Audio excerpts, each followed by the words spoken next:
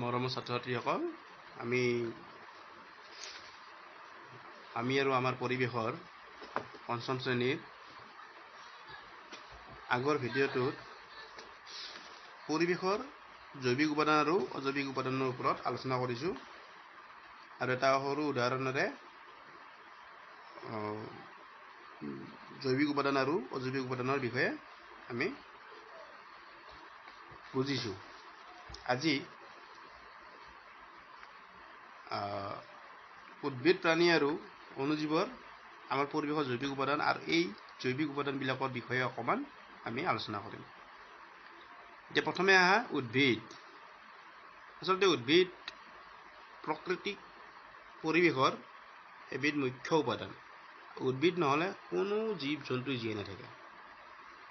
উদ্ভিদৰ ক্ষেত্ৰত আমি যিবিলাক গছ গছনি দেখা পাওঁ, যেনে কিছুমান লতা গছ দেখা পাওঁ, কিছুমান ডাঙৰ ডাঙৰ গছ দেখা পাওঁ, কিছুমান জোপোহা গছ দেখোঁ আৰু কিছুমান গৰুৱে যে খায় ঘাঁহ, তেনেকুৱা ধৰণৰ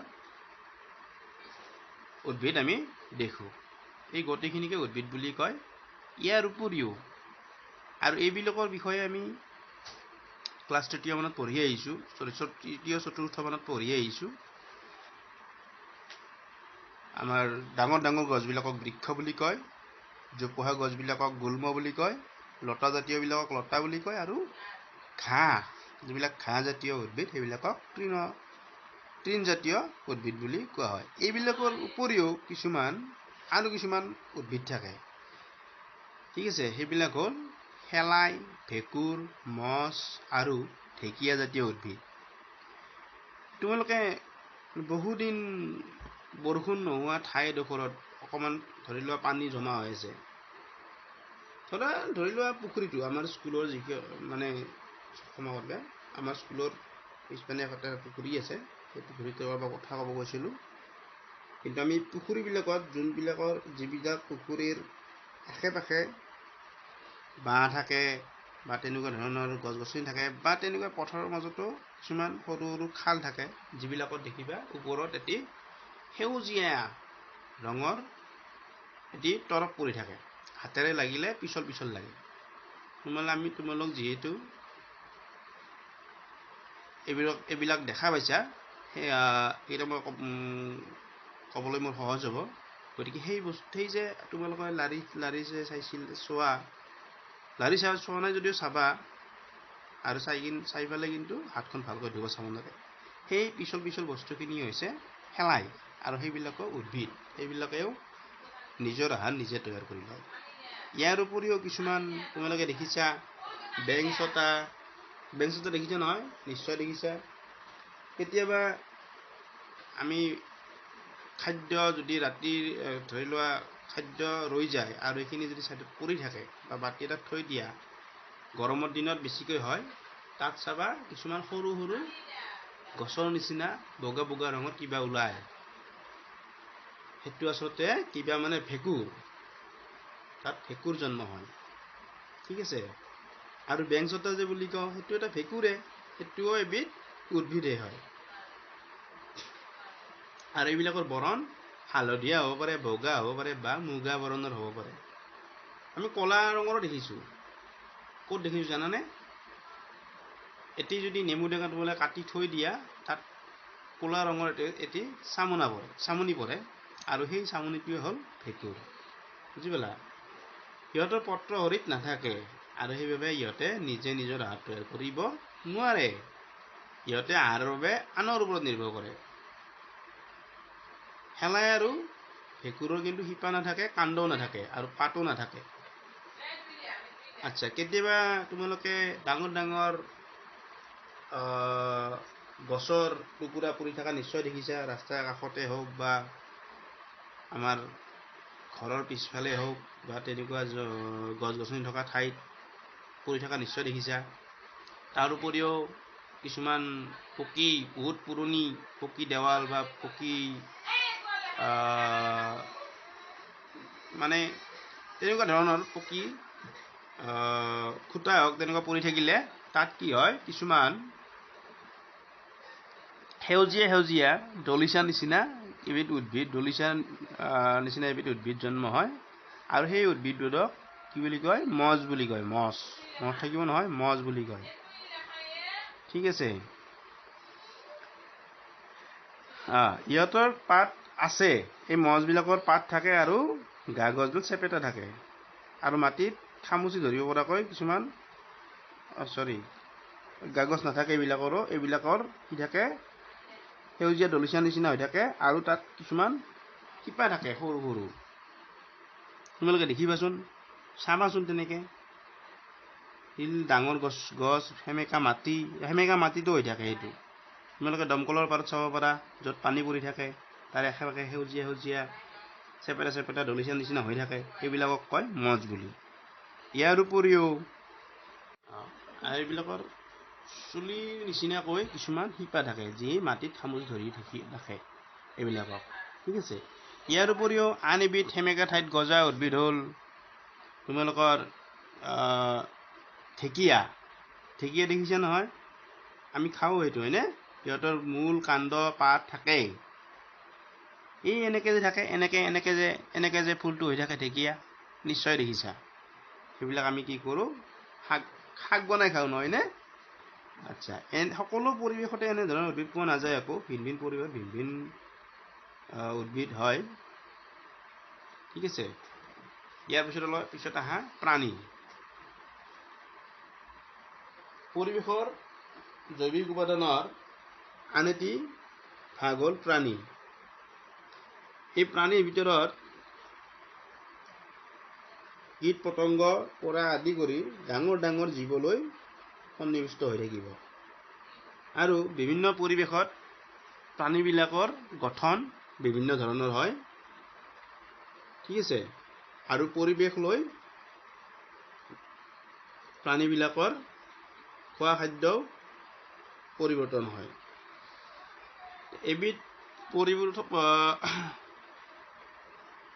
মৰুভূমি অঞ্চলত প্ৰচণ্ড গৰম থাকে আৰু ৰাতি প্ৰচণ্ড ঠাণ্ডা থাকে ঠিক আছে ইয়াত পানীৰ অভাৱ থাকে এই অঞ্চলত প্ৰধান প্ৰাণী হ'ল উদ্ভিদ আৰু কিছুমান হৰিণা থাকে সাপ থাকে মকৰা থাকে এই ধৰণৰ কিছুমান উদ্ভিদ থাকে উত্তৰ দেহৰ গঠন এই গৰমত খাপ খাব পৰাকৈ গঠিত আৰু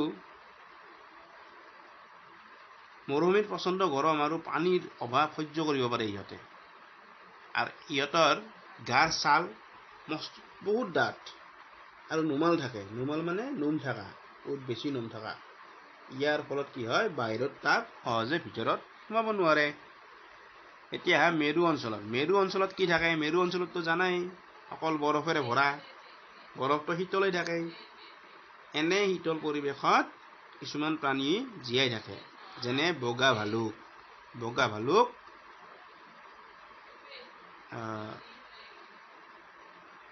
এই অঞ্চলত থাকে ইয়াৰ উপৰিও কিছুমান মাছ থাকে চিল থাকে ঠিক আছে আৰু এই মাছ আৰু চিলবিলাক খাই ভালুকবিলাক জীয়াই থাকে এই অঞ্চলৰ আন এবিধ প্ৰাণী হ'ল পেঙ্গুইন এই পেঙ্গুইনৰ কি হয় বৰফৰ থকা চৰাই ইহঁতে বৰফতে থাকে চৰাই যদিও ইহঁতৰ কিন্তু ডেউকা নাই বা আছে যদিও সৰু সৰু ডেউকাৰে ইহঁতে উৰিব নোৱাৰে ইহঁতে খোজকাঢ়ি যায় সাঁতুৰি যায় দৌৰি যায় ইহঁতৰ দেহটো ডিম্বাকৃতিৰ মানে কণী এটা নিচিনা কণীটোৰ দেখাত যেনেকুৱা ঠিক তেওঁলোকৰ দেহৰ গঠনো তেনেকুৱাই সিহঁতে সাঁতুৰিব পাৰে খোজকাঢ়িব পাৰে আৰু এই সাগৰত থকা সৰু সৰু মাছবিলাক খাই ইহঁতে জীয়াই থাকে ইয়াৰ উপৰিও শীতল অঞ্চলত থকা প্ৰাণীবিলাক হ'ল যেনে বল্গা হৰিণ ইহঁত 7 ফুট পৰ্যন্ত ওখ হয় এইটো বল্গা হৰিণ দেখিছেনে এইটো বল্গা হৰিণ আৰু ইহঁতৰ শিংবোৰ শাখা প্ৰশাখাযুক্ত হয় এই অঞ্চলত থকা আনবিধ প্ৰাণী হ'ল ইয়াৰ দেহটো দীঘল নোমেৰে আৱৰা আৰু ইয়াক অকমান মহৰ নিচিনা দেখি ঠিক আছে কিন্তু শিংবোৰ মহতকৈ ডাঙৰ ডাঙৰ ইয়াৰ উপৰিও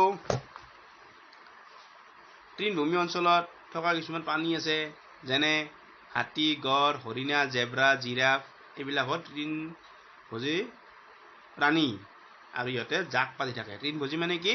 ঘাঁহ খোৱা প্ৰাণী।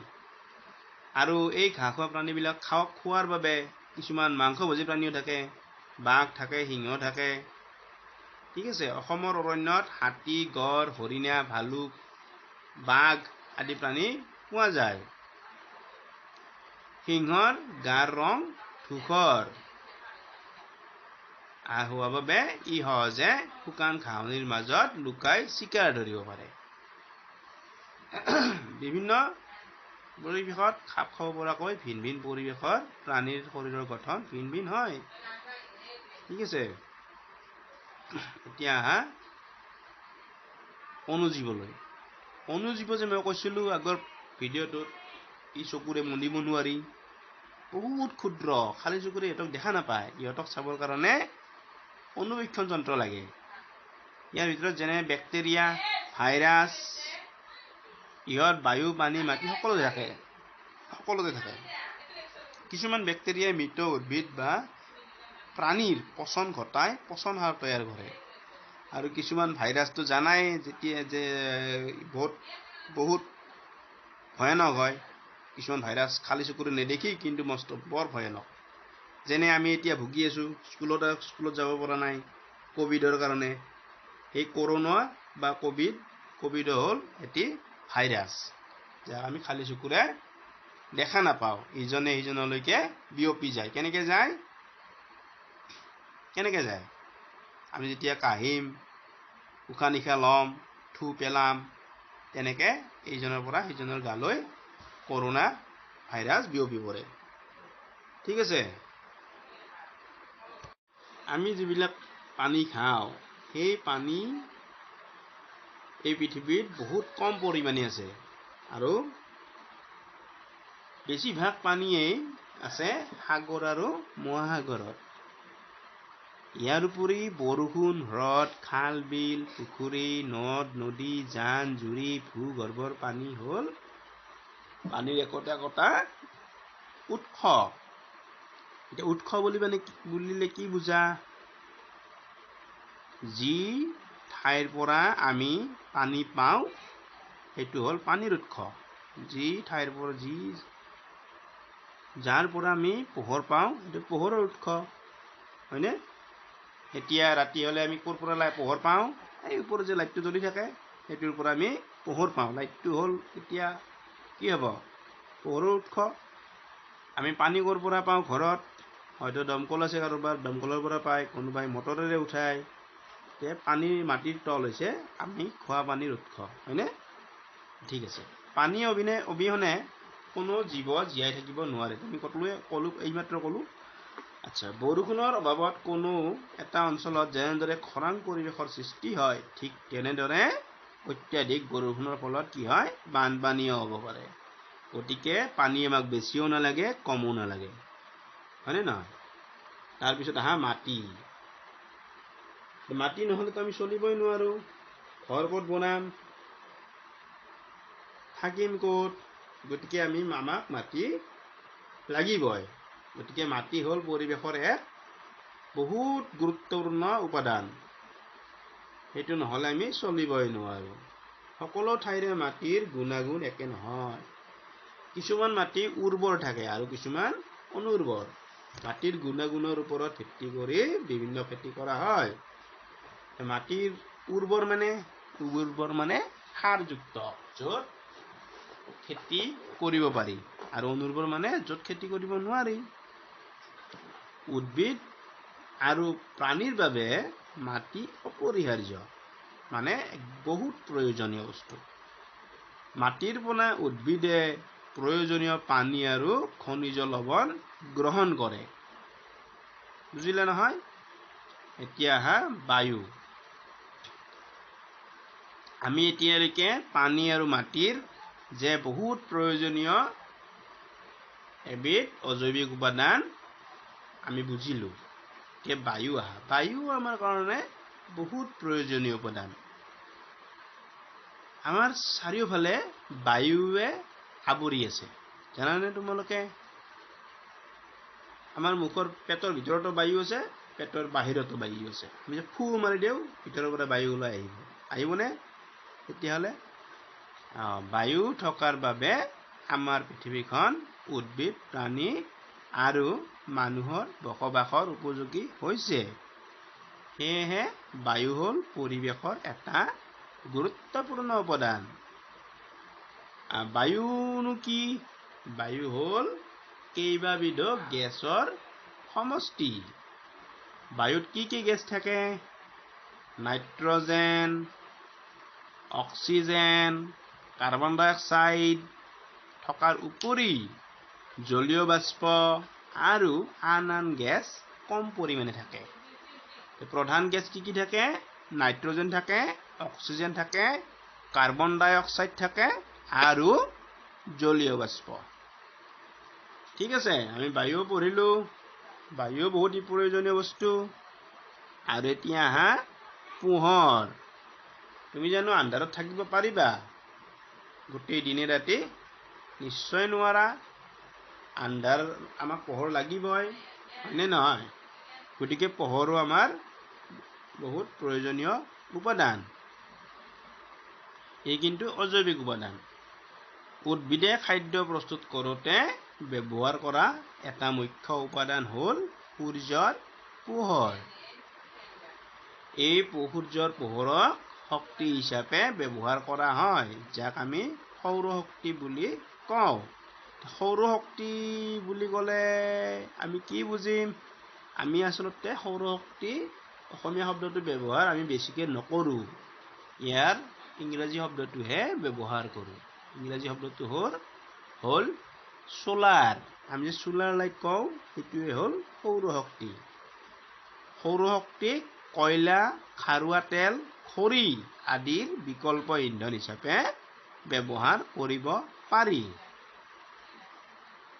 ঠিক আছে এতিয়া জৈৱিক আৰু অজৈৱিক উপাদান আমি পঢ়িলো আৰু ইয়াতে এটা প্ৰশ্ন দিছে মাটি পানী আৰু বায়ু আমাৰ কি কামত লাগে দলত আলোচনা কৰি প্ৰত্যেকৰে দুটাকৈ কাম উল্লেখ কৰা তোমালোকে ঘৰত এইখিনি কৰিবা দেই বহি এটিত এই প্ৰশ্নটো লিখি তোমালোকে উত্তৰসমূহ লিখি থবা এতিয়া আসুন আমি কি বুজিলো বায়ু পানী মাটি উদ্ভিদ প্ৰাণী চৰাই চিৰিকটি আদি হ'ল পৰিৱেশৰ উপাদান আৰু এইবিলাক প্ৰাকৃতিকভাৱে সৃষ্ট হয়নে ঈশ্বৰে সৃষ্টি কৰা বুলি আমি কম আৰু আমি যে জীৱশ্ৰেষ্ঠ মানুহ আছো এই মানুহবোৰ বহুত উচ্চ শ্ৰেণীৰ প্ৰাণী আৰু আমি কি কৰি আছো এই অতীতৰ পৰা